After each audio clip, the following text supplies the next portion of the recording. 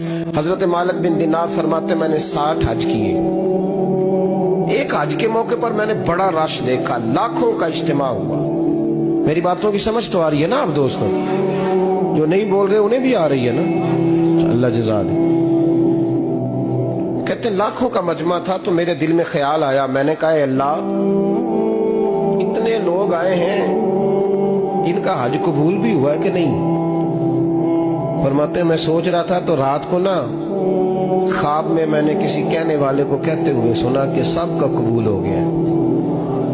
बल्ख का रहने वाला मोहम्मद बिन हारून बल्खी है, उसका हज कबूल नहीं। फरमाते शहरों के अलग-अलग खैमे लगते थे। अब भी आप हज करने जाए तो पाकिस्तानियों की रिहायशें अलहदा होती हैं, इंडियन की अलहदा, बांग्लादेश की अलहदा, मिस्री, यमनी, सब लोग अलग-अलग रिहायशें होती, झंडे लगे होते हैं मुल्कों के। कहते मैंने सवेरे उठ के ढूंढना शुरू कर दिया, ढूंढता हूँ वो बंदा मिले। कहते जहाँ बल्ख शहर के लोग रहते थे वहां चला गया तो मैंने लोगों से पूछा तुम में मोहम्मद बिन हारून बल्खी कौन है? लोग कहने लगे वो तो बड़ा नेक आदमी है, परहेजगार है, बड़े भोले भाले, बड़े अल्लाह वाले, रियाज आपको बस हम ही जानते हैं, वो तो बड़ा नेक है, परहेजगार आदमी। तो मैंने कहा अच्छा कहाँ है? उन्होंने कहा पहाड़ के पीछे उसने खैमा लगाया हुआ है, सारी रात इबादत करता है, सारा दिन रोजा रखता है, कायमुल लहल है, साइमुद दहर है। क्या बात? फरमाते मैं उन लोगों की बात सुन के हैरान हो गया कि मुझे क्या बताया गया, ये क्या कह रहे हैं? फरमाते मैं पहाड़ के पीछे गया।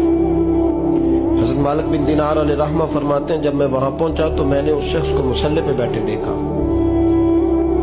कसरत इबादत के आसार उसके वजूद पर नजर आ रहे, सीधा बाजू उसका कटा हुआ था। फरमाते 2 रक्ते मुकम्मल करके ना मैंने उससे अस्सलामु अलैकुम कहा तो मुझे कहने लगा वालेकुम अस्सलाम, आप मालिक बिन दिनार हैं? मैंने कहा बड़ी इसकी फिरासत है। फरमाते फिर उसने ठंडी सांस ली, कहने लगा आपको ख्वाब आई होगी कि मेरा हज कबूल नहीं हुआ। फरमाते मुझ पर और बिजली गिरी कि क्या कह रहा? मैंने कहा यार लोग भी तेरी तारीफ कर रहे हैं और तेरी बसीरत भी बड़ी है, तो ये माजरा क्या है? कहने लगा आप ना पूछें। ये कह के उसने रोना शुरू किया, देर तक रोता रहा। मैंने कहा नहीं यार तू बता। कहने लगा नहीं आप ना पूछें, आप नाराज हो गए। मैंने कहा मैं नहीं होता, तू बोलना। कहने लगा हुजूर 24 साल हो गए मुझे हज करते हुए, 24 साल, 24वां हज है मेरा, और हर साल कोई अल्लाह का वली आके बताता है कि जा चला जा तेरा कोई नहीं कबूल। बेपरवाही वेख सज्जन दी जिथे किसे दी पेश न जावे, उन्हें ताजा वाले दर दर रोले ते मंगतियां तख्त बिठावे, आजम किसे नु कारा मिलदा ही कोई काबे ओ खाली आवे। कहते हैं उसने मुझे कहा हुजूर 24वां हज है, हर साल कोई बताता है। मैंने कहा तेरी गलती। कहने लगा मैं अपनी माँ का नाफरमान।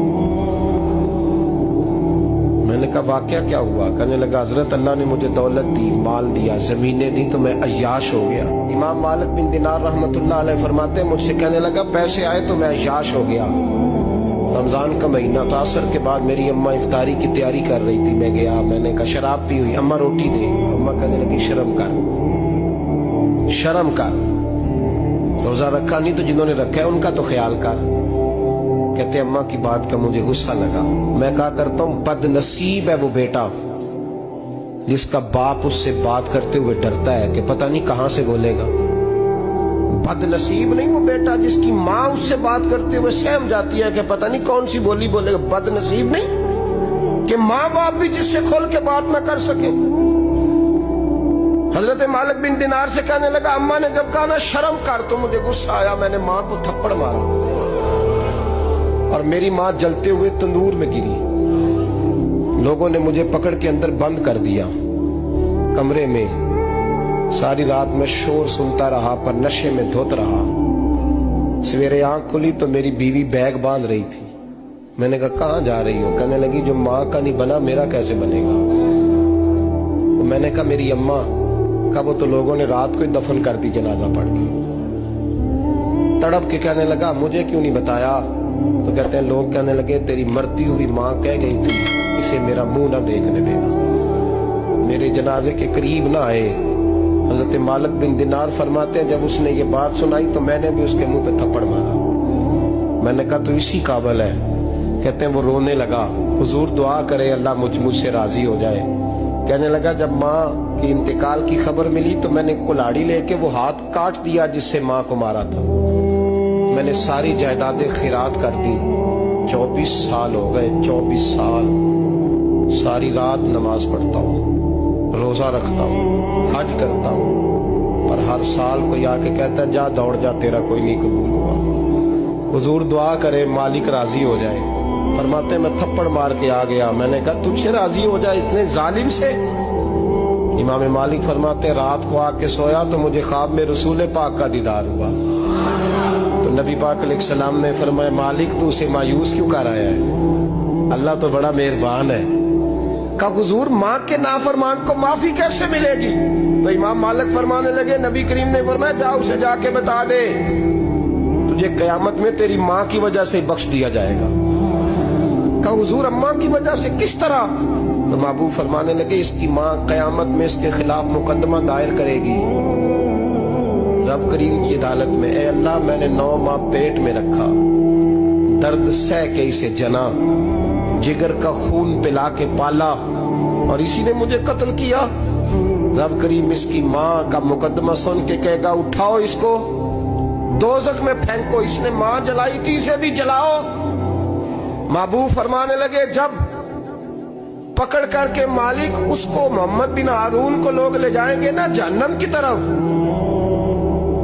ابھی فرشتے گھسیٹیں گے ہی تو پلٹ کے پھر اماں کی طرف دیکھے گا, اور دوسری دفعہ پھر گھسیٹیں گے تو پلٹ کے دیکھے گا, اور تیسری دفعہ پھر پلٹ کے کہے گا اماں یہ مجھے جلانے لگے, اماں یہ جہنم میں پھینکنے لگے.